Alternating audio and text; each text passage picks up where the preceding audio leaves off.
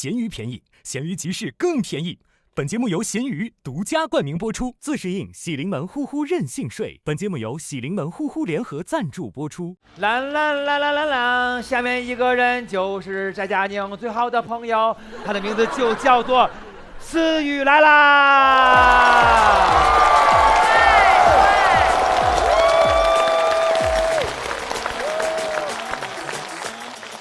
其实我讲脱口秀之前有本职工作啊，之前做那个程序员啊，但是我不太喜欢互联网公司，因为互联网公司啊有一个特别的事儿，已经辐射到各行各业了，叫 KPI 绩效考核，还美其名曰说啊这个考核呀，是为了给员工升职加薪定目标的，是吧？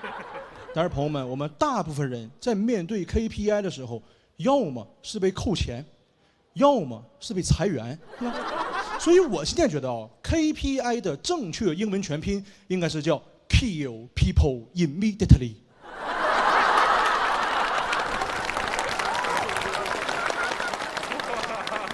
今天观众很聪明啊，很聪明。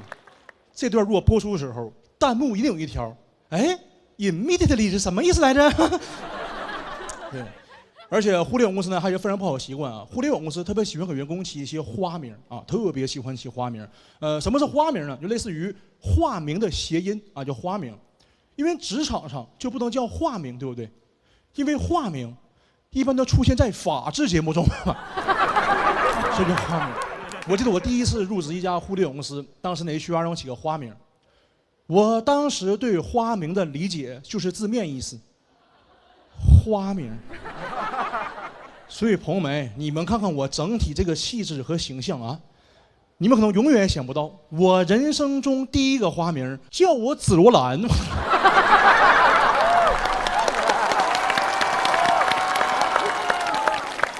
更尴尬是，叫我们中国人呐，叫人名字是有个习惯的，就喜欢叫名不叫姓，是吧？对，我同事他管我叫罗兰，后来跟我处熟了，管我叫兰兰。特别尴尬。然后现在呢是全职讲脱口秀啊，为什么全职？大家知道现在互联网行业不太好，对吧？很多公司呢都在裁员啊，但我不一样啊，我并不是因为某一次裁员而那个全职讲脱口秀的，我是被裁过4次员。我拢共做过4年程序员，1年1次哦。就有段时间我一直以为裁员这个员特指程序员啊。并且非常巧的是，我每年被裁都是在每年的12月份。严格来说是在那个圣诞节之后，就感觉每年耶稣一来我就走了。撒旦。当时朋友呢还安慰我，思雨哈，你没有想过哈，你被裁这么多次哈，其实你呀已经不适合上班打工了啊，你呢应该创业当老板，因为你总裁。总裁，但是朋友们，我反思过啊，为什么总是裁这么多事啊？我反思过，哎，各位有没有发现哈，咱们生活中很多事情跟能力没关系，就是命不好，真的。比如说我最后一个工作，当时那公司是个小公司啊，公司只有10个人，我是公司里面唯一一个程序员。当时老板让我做一款这种很简单的养生类 APP 啊，一个养生 app。当时工期非常紧急啊，老板话就是说，这个我们3个月之内必须把这个养生 app 做出来，如果这养生 app 养不活，咱公司立马死。但是公司还是倒闭的，倒闭源非常非常离谱，真的，你们绝对想象不到。就那个养生 app 哈，我辛辛苦苦加班加点做3月，没做出来。我全责，朋友们，我承认全责。当时这个事对我打击非常非常大，真的。我在家里面，我整整缓了3分钟才缓过来。我想明白了，这事儿不怪我。虽然是我全责，但是我不赖我。各位，我有一个非常混蛋，但是特别自洽逻辑，大家分享一下啊。我这么想的，一个人创业肯定是不容易，对吧？创业路上呢，会遇到很多困难，遇到很多坎坷。那这个困难和坎坷，它为什么不能是我？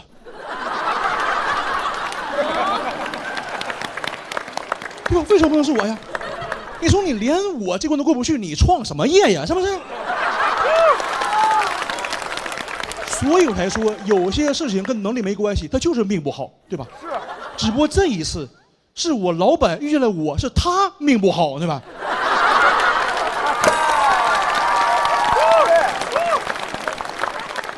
我还记得我老板跟我说这句话，他说：“陈思雨，我是真倒霉，我人生第一次创业遇到了你，给我公司干黄了。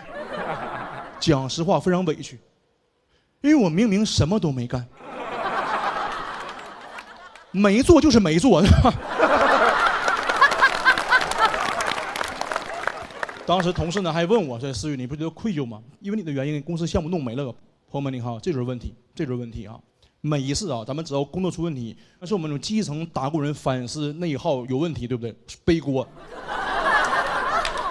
而且朋友们，我想想啊，我现在不仅不愧疚，我还有点兴奋，因为这很可能是我此生唯一一次作为普通人战胜资本家的机会，对吧？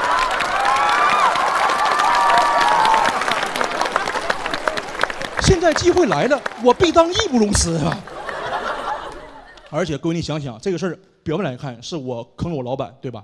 但各位想想，对我老板而言，有些人出现在他生命里，就是为了给他上一课。那这个人为什么不能是我呀？我当时啊，还跟老板要了那个裁员赔偿，要赔偿了，不为别的，这是我给你上完课之后你应该支付的学费啊。其实我最不能知道为什么，主要这次裁员啊，已经是我第4次被裁了，第4回了。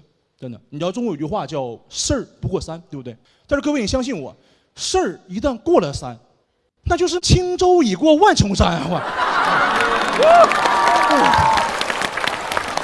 我是彻底活明白了，真的，我人生无比开阔，无比自由，真的。我包括现在讲脱口秀一样，如果讲完之后段子冷场了，观众不笑，无所谓，我不在乎。因为我这么想，你观众看演出肯定会遇到不好笑的，肯定会踩雷。那这个雷为什么不能是我呀？对吧？是你，就你。以后我就不叫思雨，我叫雷雨，好吧？雷雨。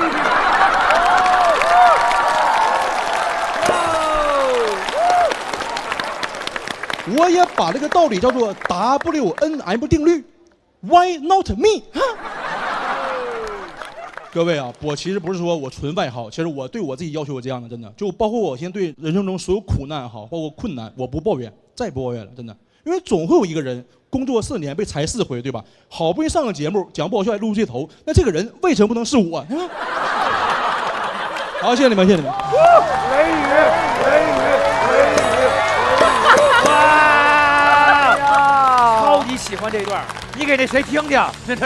木川，对，木川听听。思雨是治愈你的人啊，真的是。我们为什么老在想说那发财的为什么不是我，那个好运为什么不是我？那我是那坎儿为什么不能是我呢？对不对？对。我这个角度太好了，再给你来一点。哎呦，太棒了！谢谢思雨的不要脸文学啊。我觉得不管说大家喜欢不喜欢，我非常之喜欢，我要给你竖大拇指，了不起了不起！非常积极的负能量啊！对，让你更开阔了好多。就应该就像他一样，真的是那好多撞不穿的南墙，他根本就没撞那墙，他飞过去了，根本就翻墙了，你直接啊，钻过去也行。你是从哪一刻？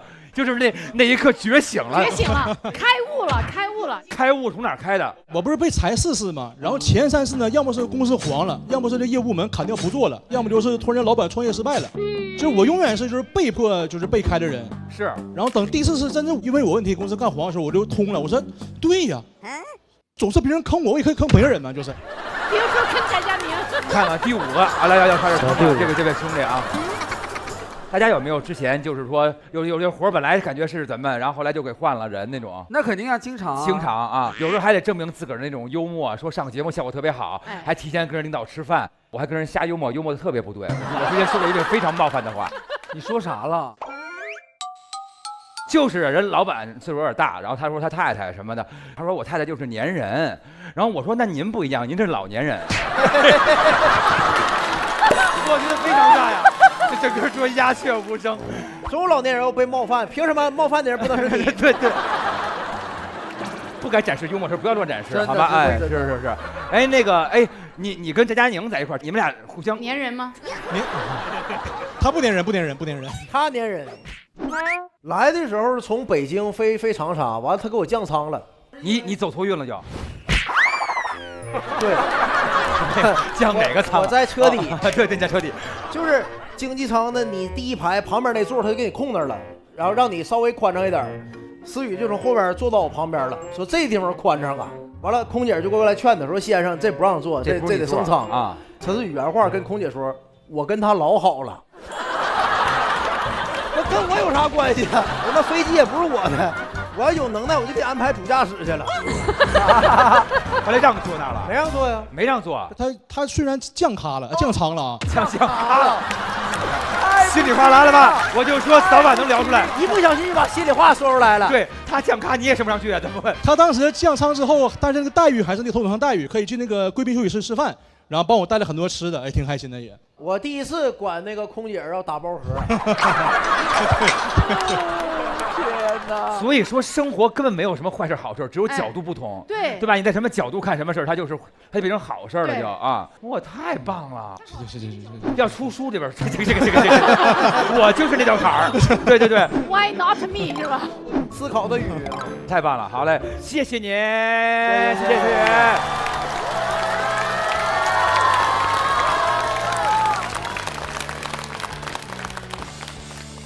有请我们下一位，这位朋友他是一位运动员，他是我们的大汉。上台前再活动活动，清醒。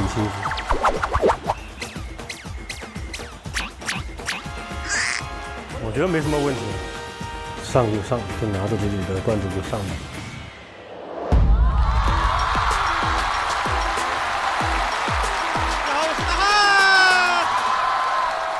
谢谢。运动员，足球啊，足球给我带来了非常完美的一副 O 型腿，非常完美。我记得我初中的时候特别流行穿那种铅笔裤，那种贴身的裤子。哎呦，我穿完那个裤子跟那个抓娃娃的夹子一样。今年好了，今年流行弯刀裤了。弯刀裤就是我的铅笔裤。我有个朋友就特别爱嘲讽我这个 O 型腿，每次从他面前走过来，他就说：“哎呦，今天又骑马来的呀。”他还问我说：“你知道为什么你们男足成绩差吗？”我说：“为什么呢？”他说：“因为你们站在那儿啊，那个球自己就漏过去了。”我说：“我是球员 ，O 型腿很正常的，我还外八字呢。”他说：“哦，那你不是 O， 你是欧米伽。”练了9年啊，其实没什么天赋，但是我觉得天赋这个东西呢，就是别人说你有你才有，你自己说自己那不算的。我的足球天赋完全来自于我爸，就我爸说我有天赋，我这个比天赋更厉害，我这是 buff。然后我爸就把我送去了一个足球学校，当时小学4年级去的，这个学校很特别，违规办学。我去了，那个学校说自己师资力量雄厚，球员要学习文化知识。我小学去了，哎，光我们小学啊，就有2个老师，一个教数学，剩下一个教剩下的。他音乐、美术什么都教啊。我说学校在哪儿找的这种多功能老师啊？而且招生也不好，整个小学4到6年级总共30个学生，全部挤在一间教室里面，就4年级、5年级、6年级这么排着坐。老师上课呢，他就一会儿上4年级的课，一会儿上5年级的课，就一会儿4年级，一会儿5年级。哎，我们那个课堂氛围怎么说呢？就是一会儿温故，一会儿知新。当然，温故知新有点夸张了，没有人温故啊，也没有人知新啊，没有人听啊。你要听也可以，你甚至跳级都很简单，你就挪过去。你听不懂你就挪回来。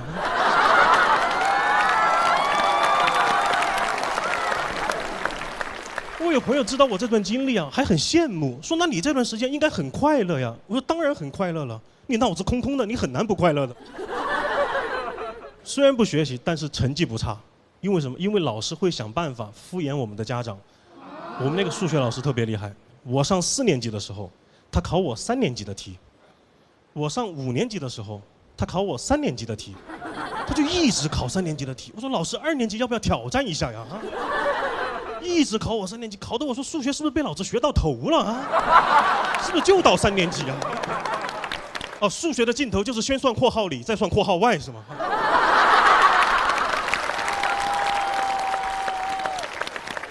还有一种情况不能自己出题，就跟其他学校联考，他怎么办呢？他就开卷考。开卷考很重要的，你不开卷考，书都没人翻的。很多知识都是在开卷考的时候学的。有一回考数学，我在那翻书，翻半天翻不到答案，我当时就明白一个道理。就书本以外啊，应该还有知识。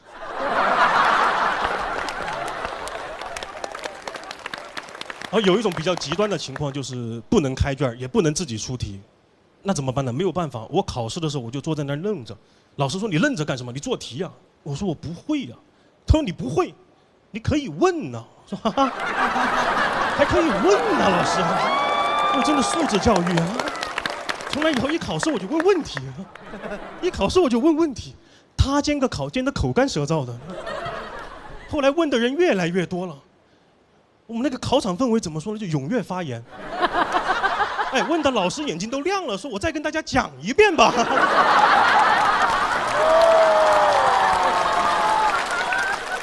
哎，我们根据考题又上了一课。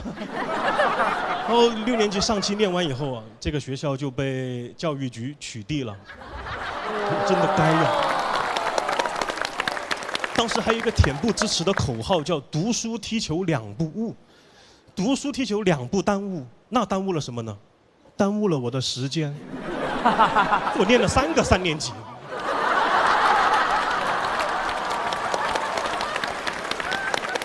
哎，就这么个破学校，我还是个全封闭学校。我说什么是怕传出去丢人是吗？哈，传出去确实也丢人。小学生学历造假。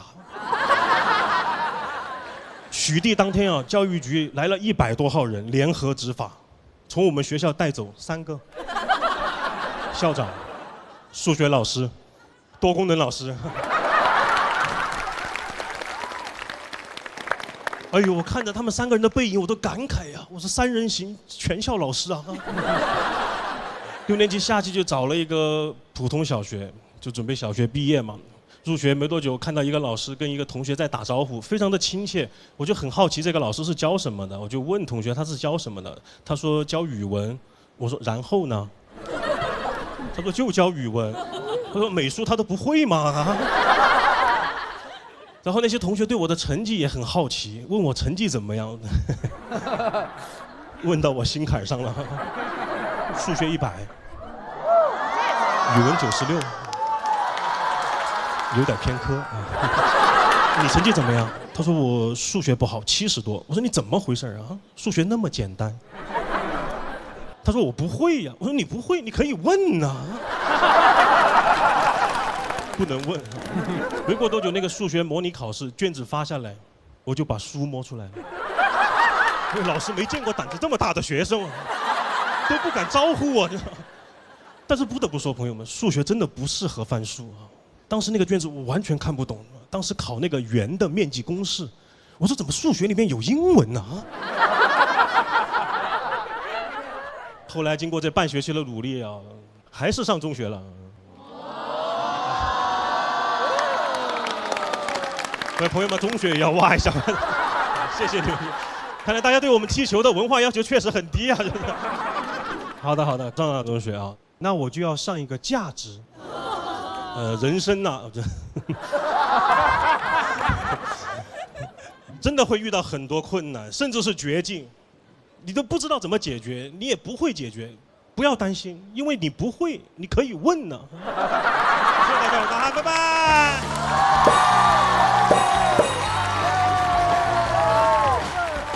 感谢大汉，好厉害呀！大家以为大汉都是编的段子，但是其实大汉数学非常厉害。对，就是小学的时候，大概7岁左右拿过全县第3心算。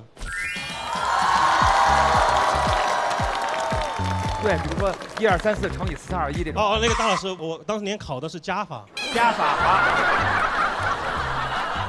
乘法有点太难了。加法呢多少位啊？2位吧，2位。2位啊。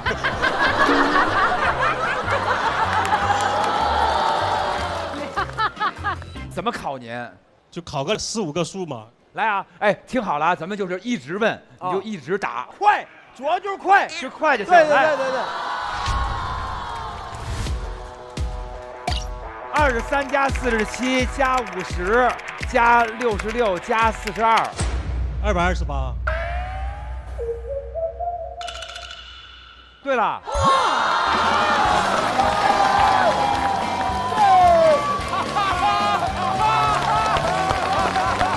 太神奇了！哎呀，小鹿，你来试，就是随便啊，就大概5个数差不多吧。不行，我们要挑战。7个挑战一下吧，7个可以啊，咱们连着说7个数。好，79加56加69加48加37加76加94。455。 459啊，不行，只能5个数，只能5个。抹个零啊，那5个不要了。抹个零。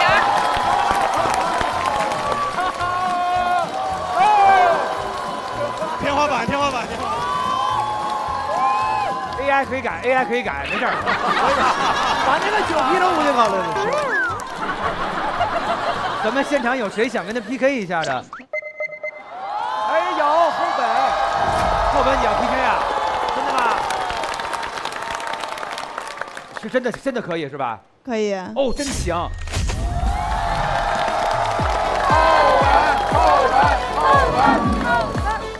哎，我们这个节目这么播出去，会不会觉得我们智商很？我们玩2位数加减法玩这么久，你俩是聪明的，我们智商很低。对，我们智商很低，周老师来一个，周老板肯定能力强，来。17加18加19加79加81加64。3、2、1，说28444。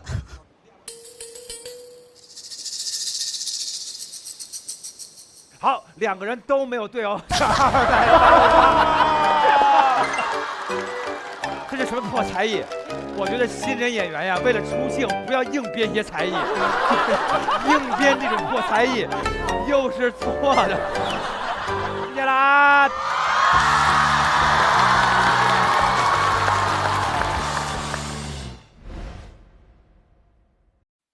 下面这一位啊，他是我们的一位喜剧编剧，有请首次上台的小何。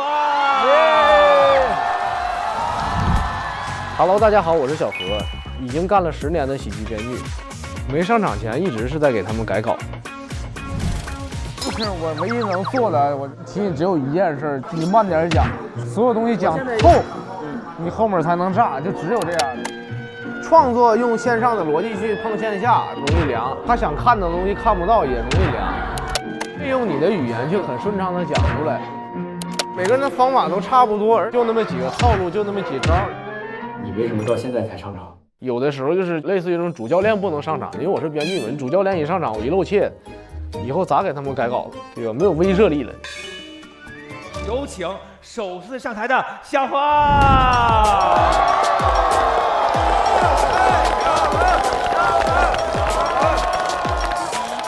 特别好啊！节目都快录到尾声了，第一次上台，感觉节目组挂咸鱼都是99薪。总导演问我说：“你不着急吗？”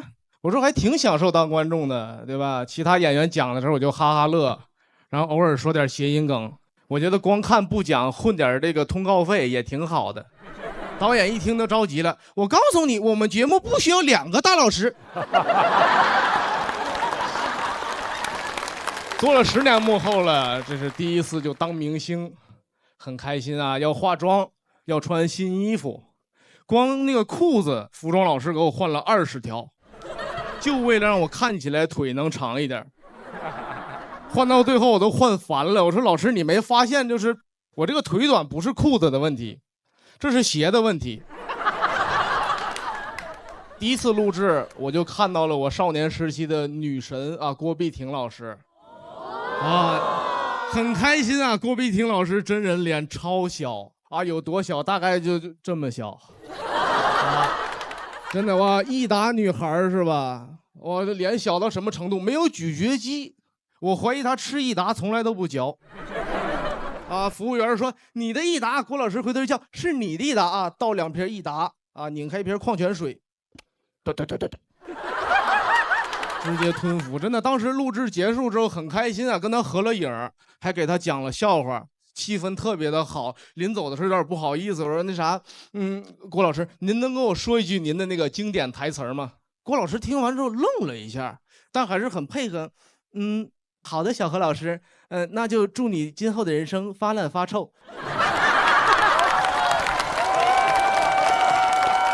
不得不说，郭老师真灵啊！第二天录那个会员专享节目，导演就给我开了一盒鲱鱼罐头。大家不知道，鲱鱼罐头被誉为世界上最臭的食物，啊，之前只是听说过，真正接触才发现这个东西特别的神奇啊！就这么小一个铁盒，里面能装下一整间的厕所。就那个罐头真是太臭了，臭到什么程度？导演一开盖，整间屋的风水都破了。哎呀，那个东西能入药，你知道吗？通窍。吃的时候我都很庆幸，我说幸亏是见完郭碧婷才吃的罐头，不然我看他都不好意思张嘴。我感觉我要是吃完鲱鱼罐头再去见郭碧婷老师，他就该给我吃益达了。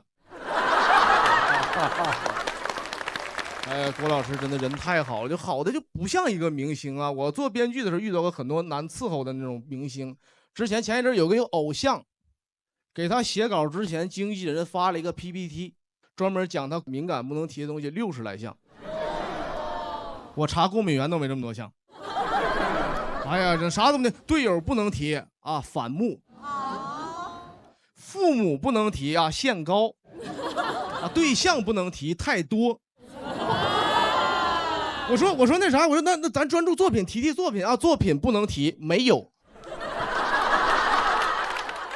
我相信啊，讲到这儿，你们肯定很好奇这个人是谁，对吧？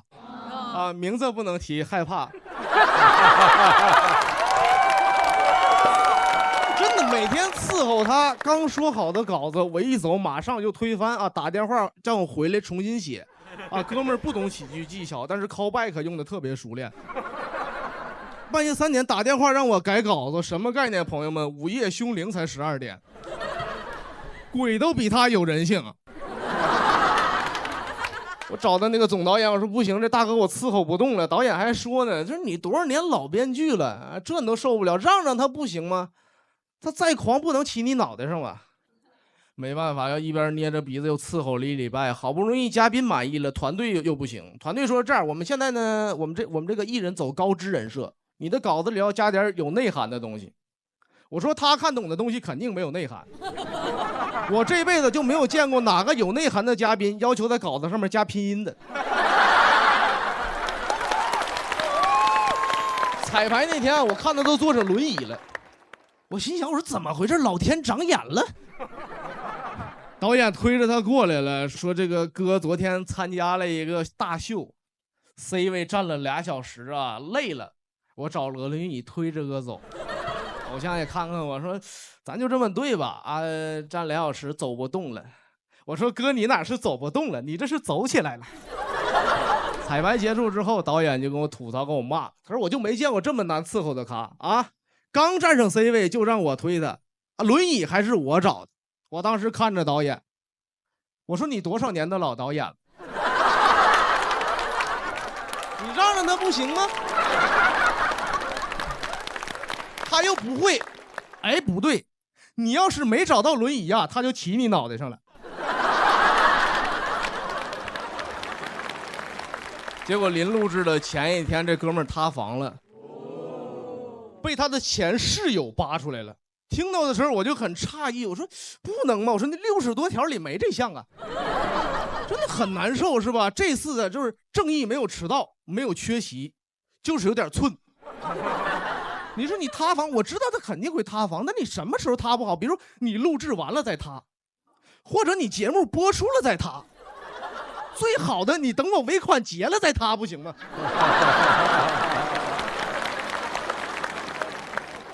其实这件事儿还有个后续，这个偶像后来去总导演这么那个导演室站了一天，就想再要一个出镜的机会。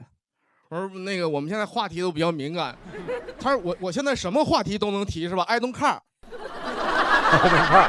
啊，很神奇对吧？一场塌房治好了他腿脚，治好他的敏感啊，没治好他的文盲。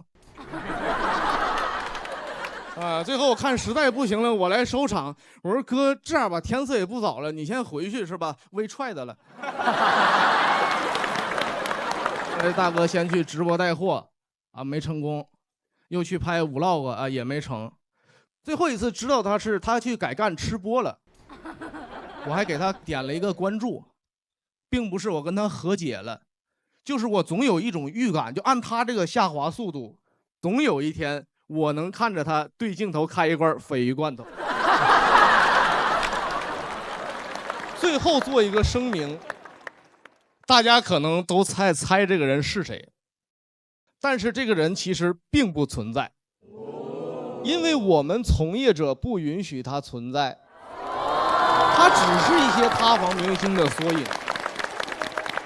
如果各位节目播出之后，真的发现有一个人跟我说的这个人一模一样，我只能说这件事有点匪夷所思了。谢谢大家，我是小何。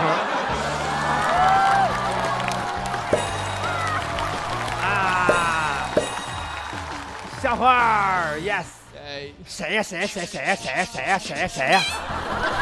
我知道这个人是假的，但是你照着谁写的呀？你就偷摸告诉我们这200多人吧。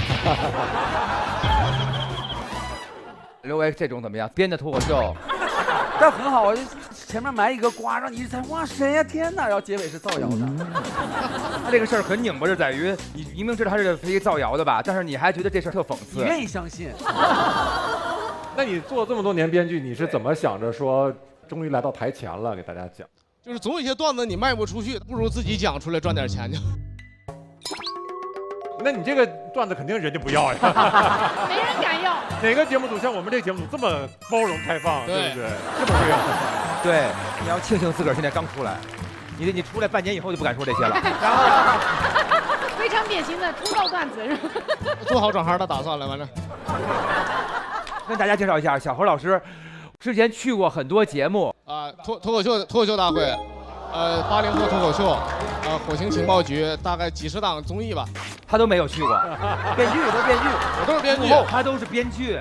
80后就开始编剧了，那阵还叫蛋蛋跟建国的时候，就那阵已经他对，那个时候我在给他们投稿，按照他们这个原型写的吗？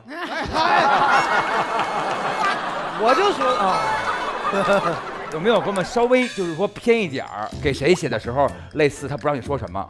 其实每个人都有不让说的比如大老师就不让提那什么嘛。没，不让提脚气这个事儿。只有刘维老师可以提脚气。我是脚臭，不是脚气。行了，希望看到您更多演出，谢谢您，谢谢。小何他的脱口秀里有他想表达的内核，这一点是值得鼓励的。他把他想讽刺的，他都表达的很完善、很完全。希望他表演的道路和那个编剧的道路都越来越宽。今天真的觉得每一位演员都非常的不错，谢谢你们的表演。那么，亲爱的朋友们，拿出你们小手卡，每个人要开始评分了。大家依据自个儿的心理，可以写出自个儿的评语，对我们节目的建议，打出你的分数。谢谢每一位朋友们，谢谢大家。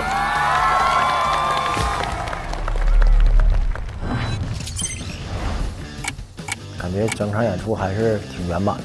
刘维老师这个第一次讲脱口秀的，这个脱口秀里穿插唱跳，整场这个演出观众的这个氛围就被掀起来。我感觉今天演员能把自己线下演出的状态特别自然、完整的搬到这种录制的舞台，是一种很强的能力。反正我觉得都挺好的，对，我觉得今天应该不会去第5届开。二豆，你怎么啦？陆姐，你说小时候的快乐多简单啊，只要有点零花钱就行了，不像现在成年人的快乐也太难了。我想要心理委员。哎呀，心理委员可搞不定你的 emo， 我觉得你需要的是一个喜之郎果冻。哇，好大一个！喜之郎这是和我一起长大啦。这是喜之郎超大杯果冻，可以一起分享，你一勺我一勺，吃完心情马上就变好。哇！现在感觉怎么样？快乐童年的味道 ，Q 弹解压治 emo， 童年的快乐回来了，继续吃。又进入到了我们每期的复盘环节，来，这个这个我觉得大宅你开心了啊！经过这些期之后，就是不一样了。观众对你说，大宅你是真男人，有 real man， 有，然后现场感染力超级强，哎呦，还有下边一句，声音超好听，哎呀，谢谢。宅宝宝，越来越喜欢大宅了，怎么办？还问自己，大宅怎么办？谁不喜欢他，我都会伤心的。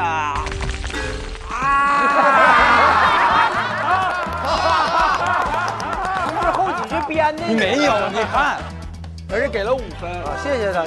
思雨你写的吗？这字儿真像思雨的字儿。思雨写的呀，嗨。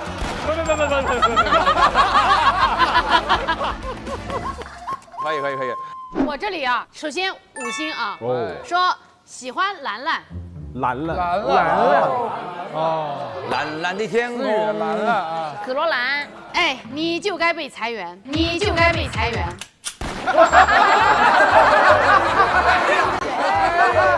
不然谁讲脱口秀啊？哦，这个意思。好笑，梗很密，京剧频出，演的也很好，整体看下来特别舒服，喜欢。哎呀，你是个京剧演员，喜欢，好棒。又来一个5星好评，而且这个写字特别多，还特别多。说最惊艳的演员是柳三变，柳三变厉害。他说柳三变，重要的名字说3遍，真让人记忆犹新。每段都有自己的想法和视角，情绪递进很自然。你一定会火的。还有 PS， 柳三变给我一种古早喜剧人的感觉。喜剧老人，这个确实是真的，眼光很毒啊。这个我觉得我不太好读，你帮我读一下吧。来，我来。这个是怎么了？这个是夸我的，我自己读也太尴尬了。哇，好喜欢刘维，控场能力太强了。第一次见到敢跟观众互动这么多的嘉宾，有点大胆，只能说艺人还是老的好。关键是后一句好心酸呀，说你一定会火的。一个咖位的。我跟3遍一样，我是4遍，我是。听上去咱们这回应该是游戏稳了。行，那么现在就有请咸鱼来送上我们的结果。嘿，好，不要再漏了哈，谢谢。哎，您用舞蹈来告诉我们这个什么样的一个率？对，我跳一个动作，大家来猜猜今天多少分？来5、6、7。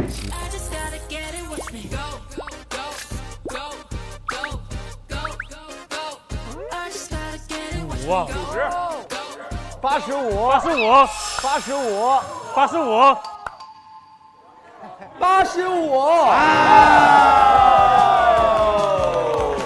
85、85。这个之前还有更高的？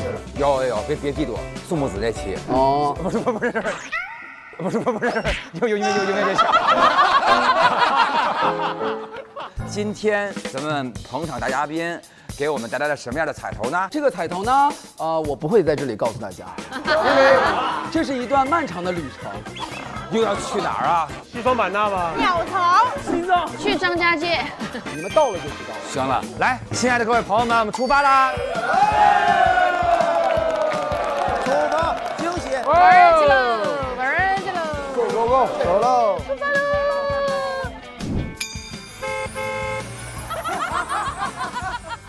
各位朋友们，我们今天主打的就2个字：解压。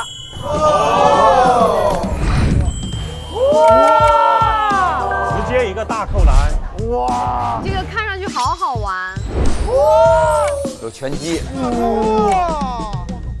来吧，朋友们，我试一下啊。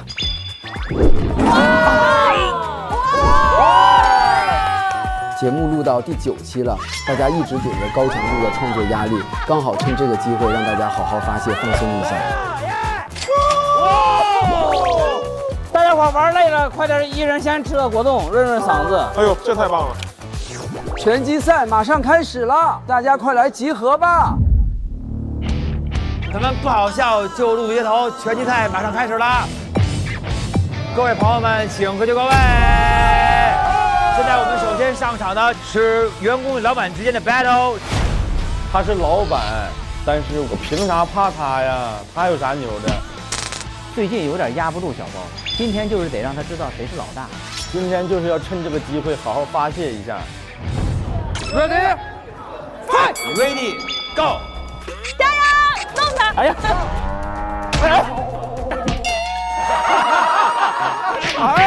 哎，给吴宁2下！分开！谁再打我谁直接输了！再给吴宁欺负的，我的妈呀！我在这儿啊！来，快！加油！真打！他真打我了！好心酸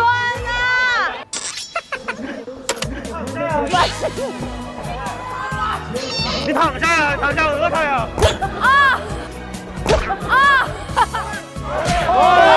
打倒资本家！他真干我！他打我了！吴你在太恐怖了！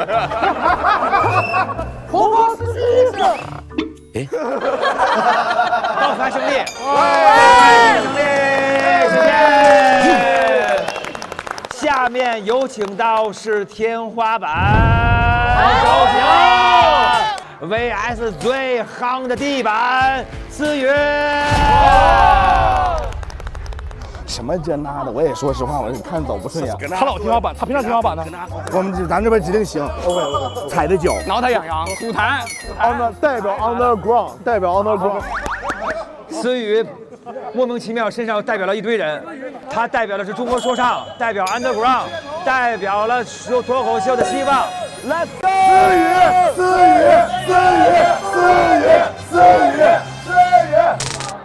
思雨，这会是你最后一场拳击赛，因为你会见识到真正的拳击的力量。思雨给他反击，期末八末的早想揍你呢，你知道吗？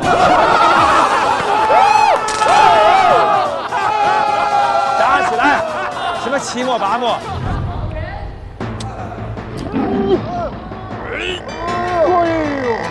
哎呀，这没意思啊！不是思雨，咱下不了台了。这么躲呀？还急！哎呀，太丑陋了，这比赛。站起来啊！思雨，蓝方上！天花板果然是天花板，费了不少钱啊，为了赢这场比赛。原来这是商务啊，思雨。商务。要起那么高，我都出汗了，思雨。好的，下面咱们要开始今天的最后环节啦，就是全员高空喊话。接下来呢，我们要在最高点抛开所有的顾虑与拘束，大声喊出你们最想说的话。好，我当第一个吧。太吓人了！哇，二豆加油！加油！嗨，终于今天比你们高了。这就是你要喊的话吗？不是，这不是我要喊的话。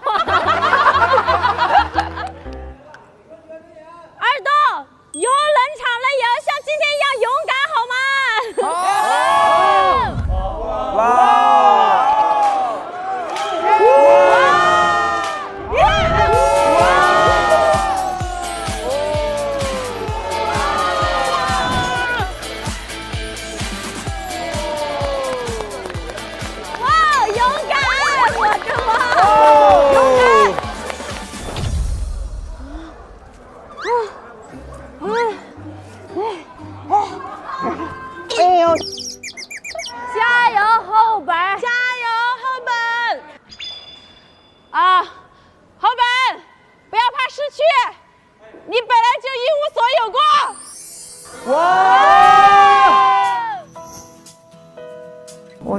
自己就是运气很好，被大家喜欢，所以我怕大家对我的预期太高了，怕没做好，失去大家的关注和喜爱，这种会让我很痛苦。所以我觉得我要去注重我现在所拥有的东西，活在当下。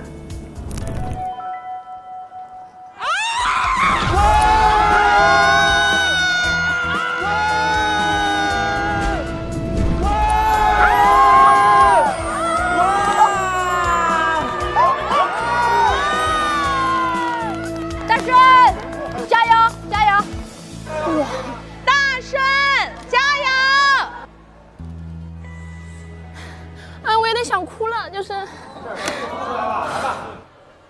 哦。我主要是，我就是想谢谢大家。哦。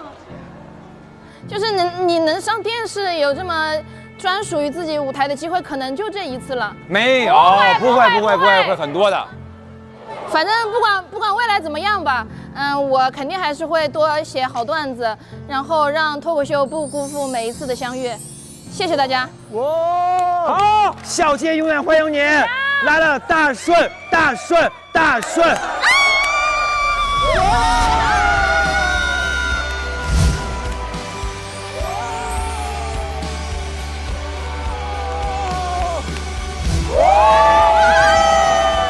柳三变，好好珍惜你的工作，你要在这行业干到死。祝所有人都有光明的未来，都走向更大的舞台。整个春天都跟大家一起录的，我希望我们行业一直在春天。让我们一起为喜剧干杯！我真心希望我们那个不好笑就录街头这个节目越来越红。不好笑就录街头。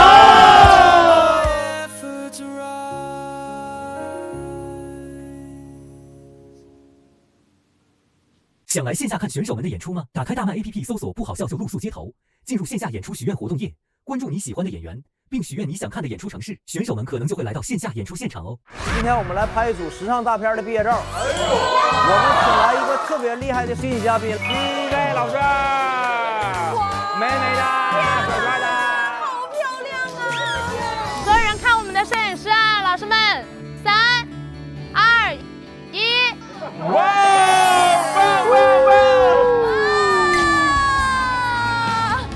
今天所有的演员都会挨个把自己最棒的线下内容放在今天的节目里边。小宝宝，你从来不跟美女说话，你什么意思？是因为美女从来不跟我说话。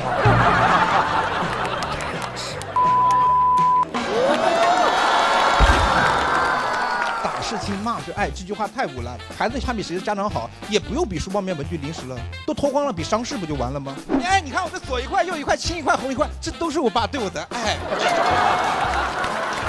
我有同学从法学转到了考古学，学考古和学法能够做什么呢？他现在在朋友圈卖古法红糖。整季的10场演出呢，平均4星以上，比例达到70%以上。人员解锁不好笑就露宿街头的线下演出，那我们有没有圆梦呢？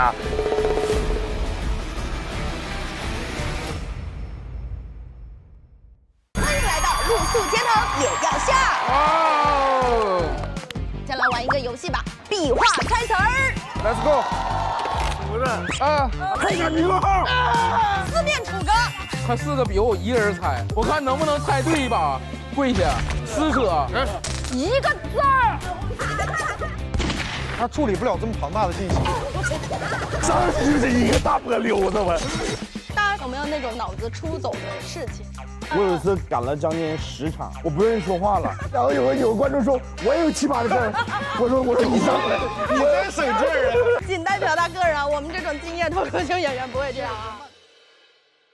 不好笑就露宿街头，每周6中午12点更新。SVIP 用户可提前看下集 ，VIP 每周6周日分天更新，非会员自周2周3 12点免费观看。SVIP 用户每周日加享衍生、嘉宾精编、段子纯享版等精彩内容。每周日中午12点 ，SVIP 用户解锁露宿街头也要笑衍生节目，看脱口秀演员们更多爆笑互动。每周1至周4不定时掉落笑街未播精彩花絮等你来看。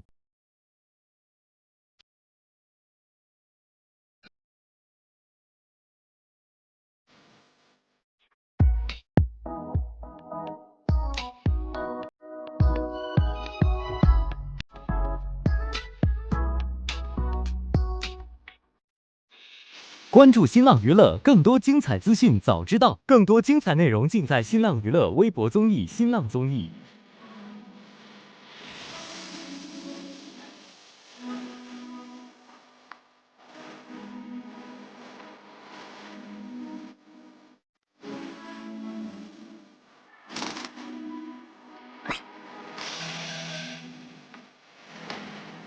你喜欢红色、蓝色的，有时候却会想太多。这个那个有的没的，你纠结到底选些什么？一不小心买太多，好看的却没几个。今年处女、天女、双鱼、双子、九子星座实在太多，需要朋友眼光够好，不漏是我，让我做你男朋友。个性不同，却能帮你搞定忧愁。嘿，咸鱼，咸鱼，你长得漂亮漂亮，你怎这么逗？漂亮漂亮，你怎样都会漂亮漂亮，让我疯狂。小天，你长得漂亮漂亮。你穿什么都漂亮漂亮，听到没有？